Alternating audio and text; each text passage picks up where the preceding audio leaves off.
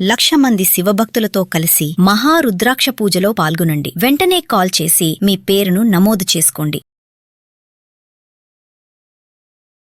నమస్తే అమ్మ.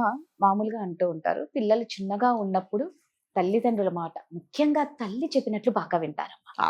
ఒక వయసు టీనేజ్ వచ్చేసిన తర్వాత నీకేం తెలీదు, నువ్వు ఆ కాలపు మనిషివి అనేస్తారు. ఇక పెళ్ళి అయిపోయిన తర్వాత ఇక అది ఇంకా జీరో, ఇక మాకు మించిన వాళ్ళు లేరు అని ఫిక్స్ అయిపోతారు. కానీ కొంతమంది పేరెంట్స్ ఏంటంటే కొన్ని వాళ్ళ మంచికే చెప్తారు, అది పిల్లలు తీసుకోరు. కొంతమంది ఉంటారు ప్రతి దాంట్లో ఇన్వాల్వ్ అవుతూ వాళ్ళని ఇరిటేట్ చేస్తూ ఉంటారు. అంటే దీన్ని బట్టి అసలు పెళ్లి అయిన తర్వాత పిల్లల విషయంలో తల్లిదండ్రులు జోక్యం చేసుకోవాలా వద్దా? అవసరం లేకపోతే జోక్యం చేసుకోకూడదు రాదు. ఒకటే మాట, అవసరం ఉంటే పిల్లలు మీ సహాయం కోరితే, మీ సలహా ఏదైనా కావాలి అంటే మీరు చెప్పండి. లేకపోతే అనవసరంగా జోక్యం చేసుకోకపోవడమే మంచిది. సో వాళ్ళు పెద్దగా అయిపోయారు, వాళ్ళ జీవితాలు వాళ్ళవి, వాళ్ళ జీతాలు వాళ్ళు సంపాదించుకుంటున్నారు. ఎక్కడ పొదుపు చేయాలో, ఎక్కడ ఖర్చులు పెట్టాలో వాళ్ళకి అన్నీ తెలుసు. అలాంటప్పుడు అనవసరంగా తల్లిదండ్రులు కల్పించుకుంటే ఏమవుతుందంటే మీ విలువను మీరే తగ్గించుకున్నట్టు. వినట్లేదు పిల్లలు ఎవ్వరి, వాళ్ళ they have their own plans అండి. సో వాళ్ళు మనము చెప్పినంత మాత్రాన, ఏం నాన్న ఈరోజు ఎందుకు బ్లింకిట్లో ఆర్డర్ ఇస్తున్నావు, నేను గబగబా ఉప్మా చేస్తాను అంటే వింటున్నారా? వినట్లేదు. ఏం చేస్తావమ్మా, ఊరికే తిని తిని తిని. వాడు కూడా అదే అదే అక్కడ ఇడ్లీ తెప్పించుకుంటాడు. కాకపోతే ఈవిడికి ఉప్మా అంటే ఆయన ఇడ్లీ తెప్పించుకుంటాడు కదా.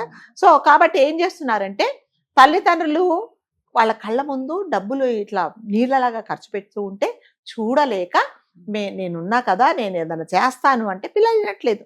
అట్లాగే ఏ విషయంలో ఉన్నా సరే, ఇంత డబ్బులు ఎందుకు ఖర్చు పెడుతున్నారు, తర్వాత ఇంత ఖరీదైన బట్టలు ఎందుకు, బీరువాలోంచి కిందకు పడుతున్నాయి, ఒక్కొక్క టీ షర్ట్ 5,000 పెట్టేందుకు, ఒక్కొక్క షూస్ 10,000 పెట్టి ఎందుకు అని అంటే వీళ్ళు వినట్లేదు. ఎందుకంటే ఏం భరోసా అంటే మా డబ్బులు మేము ఖర్చు పెట్టుకుంటున్నాము, మేము లగ్జరీగా బతకడానికే, కాబట్టి నువ్వు ఏమీ కల్పించుకోవద్దు అని వాళ్ళు అంటున్నారు. కాబట్టి తల్లి కానీ తండ్రి కానీ కల్పించుకోపోవడమే మంచిదండి. కల్పించుకుంటే ఏమవుతుందంటే మీకు మీ మర్యాదను మీరే పోగొట్టుకున్నాడు. ఎవరు వింటున్నారు చెప్పండి? ఎవరన్నా వింటున్నారు? ఏ పిల్లలు తల్లిదండ్రుల మాట ఎక్కడ వింటున్నారు? వినట్లేదు. వాళ్ళు ఏమన్నారంటే మాకు తెలుసు, మాకు తెలిసినప్పుడు మీరు ఎందుకు చెప్తారు, మీరు చెప్పాలి. దట్టు నీ కాలంలో ఉన్నట్టుగా నువ్వు చేసినట్టుగా ఇప్పుడు జరగటం లేదు. పిల్లవాడు కేవ్ అనగానే మేము కార్పొరేట్ హాస్పిటల్కి పరిగెత్తుకుంటూ వెళ్ళిపోతాం. మీరేం చేసేవాళ్ళు భుజాన్ని వేసుకొని అటు ఇటు తిప్పేసి, ఏమైందో ఒకసారి పిల్లవాడికి బట్టలన్నీ తీసి ఏదైనా గుచ్చుకుంటుందా, లేకపోతే ఏదైనా చీమలు కుడుతున్నాయా, లేకపోతే ఏదైనా అర్జిత్ చేసిందా అని అటు చేసి ఇటు చేసేసి కాసేపు ఉన్న తర్వాత తగ్గిపోతుందిలే అని మీరు ఒక భరోసాతో. ఇప్పుడు ఏమిటంటే వెంటనే అపాయింట్మెంట్ బుక్ చేసుకొని మీరు హాస్పిటల్కి వెళ్ళిపోతున్నారు.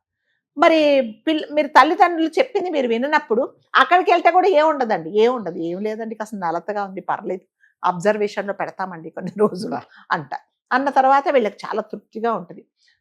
నా పాయింట్ ఏంటంటే రాజుగారు, హాస్పిటల్కి తీసుకెళ్ళదని చెప్పట్లేదు, తల్లిదండ్రుల మాట పూర్తిగా వినమని కూడా చెప్పట్లేదు. ఒక్కసారి తల్లిదండ్రులు చెప్పేది కూడా విని ఇదేమైనా కన్సిడర్ చెయ్యొచ్చా అనే రకంగా ఎవ్వరు ఆలోచించలేదు. తల్లిదండ్రులు ఏం చేస్తున్నారు, మా పిల్లలు మా మాట వినట్లేదు అండి అంటే వినరు. ఒక స్టేజ్ వచ్చిన తర్వాత మీరు పెళ్లిళ్ళ సంగతి వదిలేయండి, కాలేజీకి వెళ్ళే పిల్లలు వినట్లేదు. ఏంట్రా ఈ డ్రెస్ వేసుకున్నావు అంటే నీకేం తెలుసమ్మా, ఇదే ట్రెండ్. నిజం కదా. వాడు తింగర బుచ్చోడలాగా మొహం అంతా వెంట్రుకలు వేసుకుంటాడు, అసలు వాడు కళ్ళు ఎక్కడున్నాయో తెలియదు. కళ్ళు ఎక్కడున్నాయో చేయించుకోరు. అమ్మ స్కూల్కి వెళ్ళే పిల్లల నుంచి స్టార్ట్ అవుతుంది. అంతే, ఇది స్టైల్ అంటే నీకేం తెలుసు స్టైల్ అంటాడు. ఇప్పుడే షేవింగ్కి వెళ్ళేసి వస్తాడు, కటింగ్కి వెళ్తాడు, వస్తాడు. అరే ఇదేంట్రా, వెళ్ళినప్పుడు ఇలాగే ఉన్నావు, వచ్చినప్పుడు ఇలాగే ఉన్నావు, ఏంట్రంటే చేయించుకునే ఇది అంతే, ఏం మార్పు ఉండదు. సో ఇవన్నీ తల్లిదండ్రులు భరించాలండి, తప్పదిగా. మరి పిల్లలు వినట్లేదండి. అంటే ఒకటే భరోసా రాదు గారు, ఏం డబ్బు మీ కాలం లాగా ఇప్పుడు కాలం లేదు, మీ కాలం లాగా ఇప్పుడు కాలం లేదు. కాబట్టి మీరు ఎందులో ఇన్వాల్వ్ అవ్వకండి. మీ టైం అయిపోయింది, మీరు ఏదన్నా చెప్పినా కూడా మేము వినే పరిస్థితిలో లేదు, జీరో, మీ నాలెడ్జ్ జీరో, మీ ఎక్స్పీరియన్స్ జీరో అని అంటున్నారు. కాబట్టి నా సలహా అయితే మనం కల్పించుకోకపోవడమే మంచిది. ఒక చెవిటి వాళ్ళలాగా, ఒక గుడ్డి వాళ్ళలాగా, ఒక మూగ వాళ్ళలాగా, అసలు మనం ఏమి పని చేయడం ఒక పిచ్చి వాళ్ళలాగా తల్లిదండ్రులు పిల్లల దగ్గర ఉండాల్సిన పరిస్థితి ఎందుకు వస్తుంది అంటే చెప్పినా వినటం లేదు. మనం కంటితో చూసి అరాచకాలని చూసి ఎందుకు అంటే వినట్లేదు. మనం ఏదైనా మాట్లాడితే నోరు మూసుకోమంటున్నారు. మరి వీటన్నిటికీ ఏంటంటే వీటన్నిటి ఉత్తమం ఏమంటే అస్సలు పట్టించుకోకండి. ఎలా ఉంటారని ఉండాలండి, ఇక తప్పదు. మరి అందరూ ఉన్నారంటే 90% పిల్లలు అట్లాగే ఉంటున్నారు. వాళ్ళ ఉరుకులేంటో, వాళ్ళ పరుగులేంటో, వాళ్ళు ఏం చేస్తున్నారో రాత్రి తెలియదు. వెళ్ళేటప్పుడు ఎక్కడికి అని అడిగినా మా ఫ్రెండ్స్ ఇంటికి అనడమే తప్పితే వద్దు అంటే ఆగిపోయే పిల్లలు ఉన్నారా అమ్మ? ఎవ్వరు ఉండట్లే. అదే చెప్తా, వాళ్ళు ప్లాన్ చేసేసుకుంటున్నారు ఆల్రెడీ. మొత్తం ప్లాన్ చేసుకొని మేము వెళ్తున్నాము అని ఎందుకు ఎవరైనా తలుపులు వేసుకోమని. వెళ్ళేటప్పుడు మాత్రమే అంతే అంతే, అలా వెళ్ళాలా జోలికి వెళ్తున్నామని అని కూడా అడగట్లేదు. చెప్పట్లేదు. సరే ఓకే అంటే నేను కూడా ఏమంటానంటే, ఎస్ మీరు పెద్దవాళ్ళు అన్నట్టు తల్లిదండ్రుల పర్మిషన్ మీకు అవసరం లేదు, ఏం అంటే పర్మిషన్ తీసుకోమని కూడా నేను చెప్పట్లేదు. కాకపోతే మీరు అక్కడికి వెళ్ళిన తర్వాత వీళ్ళ తల్లిదండ్రుల ఆరాటం ఏంటంటే, రాత్రిపూట కదా నాన్న వెళ్తున్నావు, కాస్త నెమ్మదిగా డ్రైవ్ చెయ్యి, దాని తర్వాత చలిలో వెళ్తున్నావు, స్వెటర్ వేసుకో, ప్రేమతో చెప్తారండి తల్లిదండ్రులు. మీ మీద కక్షతో ఏ తల్లిదండ్రులు కూడా పిల్లల మీద కక్షతో చెప్పారు. అవన్నీ మీరు వినడానికి ఇప్పుడు రెడీగా లేరు.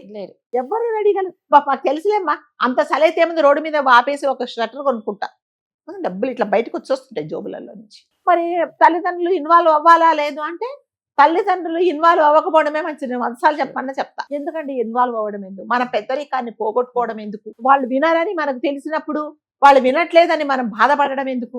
ఎవరో కొండకొచ్చో ఎవరో ఉండొచ్చు తల్లిదండ్రులు, అది ఆ తల్లిదండ్రుల మాట వినబడ బరిగా టూ మచ్. వాడు అన్ని ఆస్మానం అమ్మ దగ్గర, మా అమ్మని అడిగి, అది అతివృష్టి. మా నాన్నని అడిగి చెప్తా, మా అమ్మని అడిగి చెప్తా. పెళ్ళం బయటికి వెళ్దామంటే ఉండి మా అమ్మని అడిగేసి వస్తా అన్నాడు. అది ఇంకా మరీ విపరీతం కదా. ఏంటి గుడికి వెళ్దామండి అంటే ఉండు మా అమ్మని అడిగారు, మా అమ్మని కూడా తీసుకెళ్దామా అని అంటాడు. అది మరీ చిరాకు వచ్చేమాట. కాబట్టి అవసరమైన చోట ఒకవేళ అమ్మ వాళ్ళు వాళ్ళ జీవితంలో ఎక్స్పీరియన్స్ తో చెప్తున్నారు కాబట్టి ఏదన్నా వినొచ్చా, ఒకవేళ నేను వింటే దీనివల్ల నాకేం నష్టం లేదు కానీ ఒకసారి వింటే వాళ్ళని గౌరవించినట్టుగా అవుతుంది. అలానే ప్రతి ఒక్కటి మీరు చెప్పక్కర్లా. మీరు ఈరోజు ఉద్యోగం పోయింది, ఈరోజు నాకు నా టీఎల్ నన్ను కోపడ్డాడు, ఈరోజు క్లయింట్ మీటింగ్లో నన్ను ఇలా అన్నారు, ఇవన్నీ మీరు చెప్పద్దు, ఏం చెప్పక్కర్లేదు. ఎందుకంటే వాడికి ఏం అర్థం కాదు. కొంతమంది పిల్లలు అంటే ఎందుకు చెప్పడం, పాప పెద్దవాళ్ళు అయిపోయారు కదా, వాళ్ళని ఎందుకు మనం బాధ పెట్టడం అని అట్లాంటి విషయాలు ఏమి చెప్పకండి. ఏదన్నా మీరిద్దరు మాట్లాడుకుంటూ ఉంటే ఒకవేళ ఏదైనా సలహా ఇస్తే వినొచ్చేమో అని ఒకసారి ఆలోచించండి, అంతే. అంతకంటే ఏం లేదు. అలా అని తల్లిదండ్రులు అదేంటి మిమ్మల్ని చెడుదారి పట్టిస్తారని లేదు. తల్లి తండ్రి అంటే రాజుగారు నేను మళ్ళీ చెప్తున్నా, ఒక ప్రత్యక్ష దైవాలు. వాళ్ళు మీకు ఉన్నన్ని రోజులు వాళ్ళ విలువ తెలీదు. వాళ్ళు కనుమరుగైన రోజున, తల్లి తండ్రి అనే వాళ్ళు లేని రోజున మీరు చాలా బాధపడాల్సి వస్తుంది. కాబట్టి తల్లిదండ్రులను బాధ పెట్టకుండా వాళ్ళు చెప్పిన వాటను కొంచెం వినడానికి మీరు ట్రై చేయండి, అంతే. కరెక్ట్ గా చెప్పారమ్మా. Thank you.